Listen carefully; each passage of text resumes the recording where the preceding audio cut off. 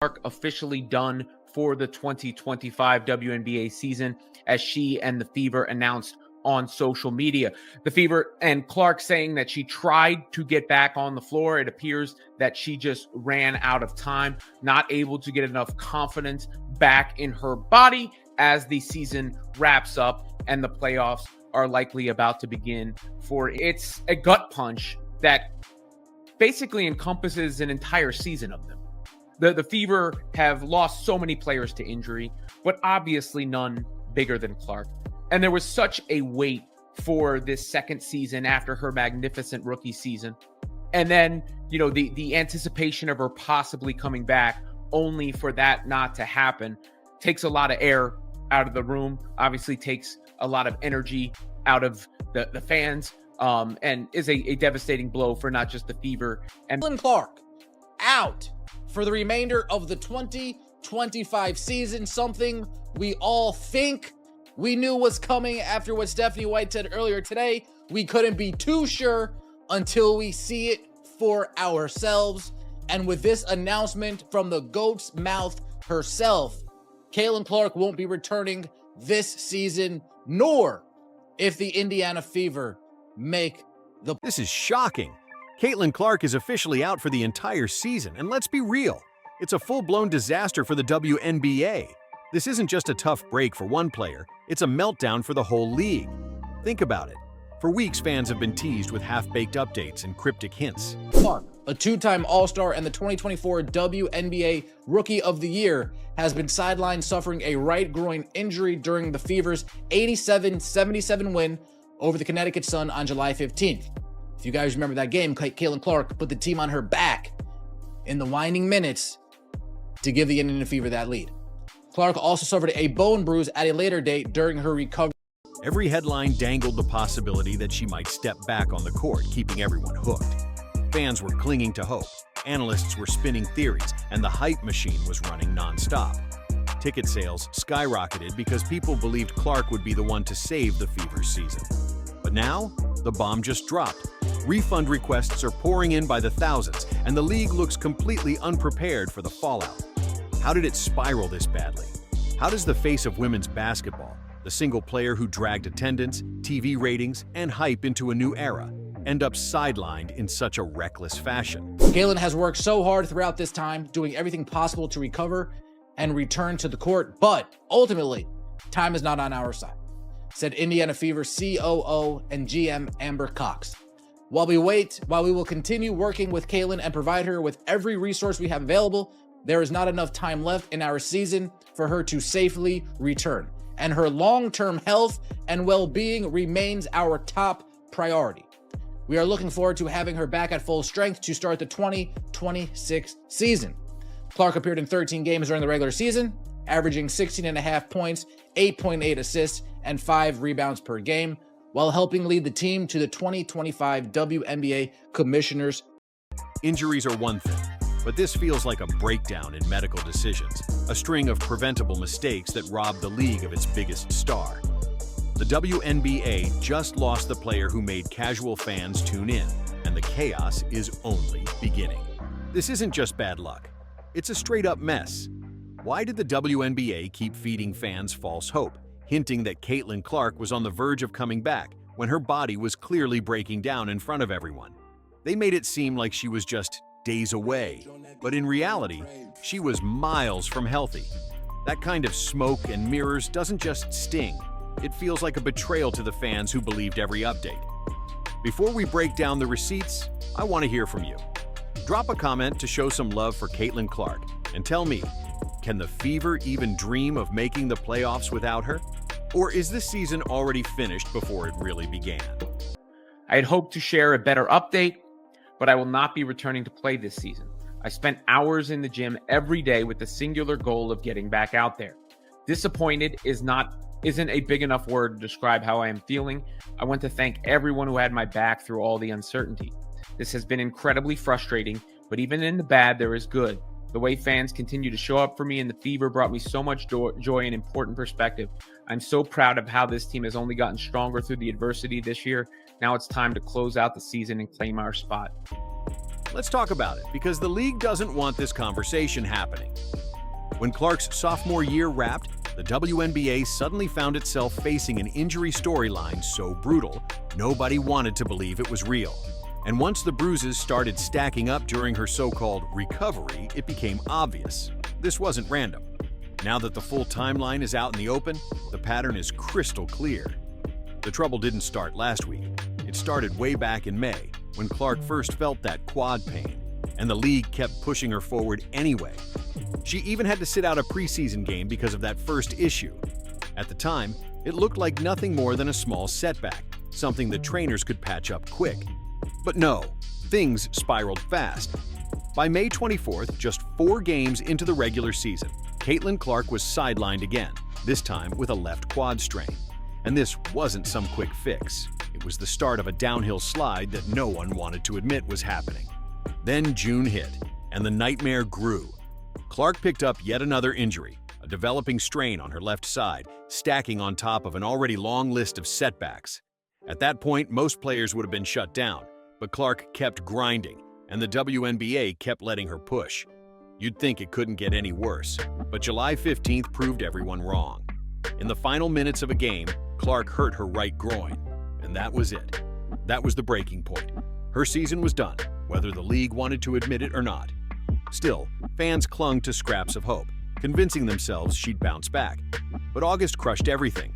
Clark developed a bone bruise in her left ankle, the final dagger in what was supposed to be her big breakout year. Instead of highlight reels, fans got injury reports. Instead of momentum, it was setback after setback, an endless parade of shutdowns that turned a historic season into a cautionary tale of what happens when a star is pushed too far. Well, because Caitlin Clark fans, I want to say Fever fans, but at this point, so many of you, including myself, has lost faith in everybody involved in leadership and in management and coaching. We've just sort of, I got to tell you, I don't have any more real good things to say about the Fever organization as of now, because I will contend that they have known this was going to happen, and they did not want to tell him. Since this is how it operates. Clark only managed to play 13 games, and every single injury, every failed comeback attempt just piled on more frustration. Not just for her, but for fans who felt like they were being strung along. Meanwhile, Fever management kept spinning the story, brushing off her setbacks as nothing more than normal recovery bumps, all while pumping out comforting statements to keep fans optimistic and to keep those ticket sales rolling in. The league's message couldn't have been clearer. Don't worry, Clark will be back any day now. But now we know the truth. It was never that simple. Behind the curtain, things were far more troubling. Even after the quad injury was supposedly healed, Clark didn't look right. Her minutes on the floor were being limited, her game looked restrained, and the cracks in her performance were impossible to ignore. And the fans weren't blind. They saw the hesitation in her movements, the lack of burst, the way she was being treated with kid gloves on the court. Observers began asking the question nobody in the league office wanted to answer. Was Caitlin Clark rushed back too soon? Was she being sacrificed for hype and ticket sales before her body was ready to handle the grind? Coach Stephanie White later admitted to reporters that Caitlin Clark hadn't been doing much contact work at all, even though the Fever kept pushing the narrative that their West Coast trip was all about evaluating her progress. That tiny confession told the whole story. Clark wasn't anywhere near full strength, but fans and the public were being sold the fantasy that she was just one step away from being back in action. And here's where the red flag started flashing: overcompensation. When one injury isn't healed properly, the body naturally shifts the strain elsewhere. The result? More injuries. Think about it like a busted pipe. You can slap on duct tape, but if you don't fix the root problem, the pressure builds until it bursts again. That's exactly what happened with Clark's groin. After her quad strain, the stress shifted to surrounding muscles, and boom, another injury, another shutdown. Yet the team and the league refused to admit the obvious. Instead, they doubled down on the illusion. Fans were fed carefully staged moments of Clark jogging slowly in practice, tossing up a few warm-up shots, even laughing with teammates on the sidelines. These clips were bait, meant to convince everyone that a comeback was right around the corner. And the media? They ran with it instantly, blasting headlines that she'd be back on the court soon, when in reality, Clark was nowhere close to ready. The team kept echoing empty promises, but real experts weren't fooled. Groin and quad injuries are stubborn. Rush the recovery, and you're basically begging for disaster. The overly cheerful updates coming from the Fever clashed completely with medical reality, and then every time Caitlin Clark was sidelined again, the optimism drained a little more. Fans felt it. Analysts saw it. And then came July 15th, the night everything collapsed. In the final minute of a game, Clark went down with yet another groin injury, this time on her right side. That was the breaking point. Her season wasn't just in jeopardy, it was finished. The endless cycle of rehab and rushed comebacks had taken its toll, and the damage was written all over her body. It became impossible to pretend anymore. She was never given the time she needed to truly heal. And if that wasn't enough, the ankle bone bruise hit like a final punch to the gut. It proved just how fragile her condition had become, and fans could no longer hold on to the illusion. This wasn't some random streak of bad luck. It was clear-cut mismanagement. One rushed return triggered another injury, and Clark's body never got the reset it desperately needed. Instead of protecting their biggest star, the league let her become a walking injury report. Then came the moment that ripped away the last illusion. Caitlin Clark herself spoke out. In one of the most gut-wrenching confessions, she broke the silence and laid her truth bare. She explained how she had been grinding nonstop, spending every single day in the gym, pushing through pain, desperate to make it back on the court. But when asked how she really felt about it all, her response was brutally simple. Disappointed isn't a big enough word. That line hit like a thunderclap. No polished press release could ever match the weight of Clark's honesty. Fans realized the reality. She had poured everything into saving her season, while the public narrative sold by the league made it look like she was right around the corner from being fine. In truth, her body had finally broken down, and the dream of her carrying the WNBA into a new golden era slipped away in front of everyone's eyes. But there's a darker layer to all of this that can't be ignored. Clark wasn't just dealing with injuries. She was carrying the crushing weight of being marketed as the face of women's basketball. The endless pressure, the brutal spotlight, the impossible expectations, all of it stacked against her.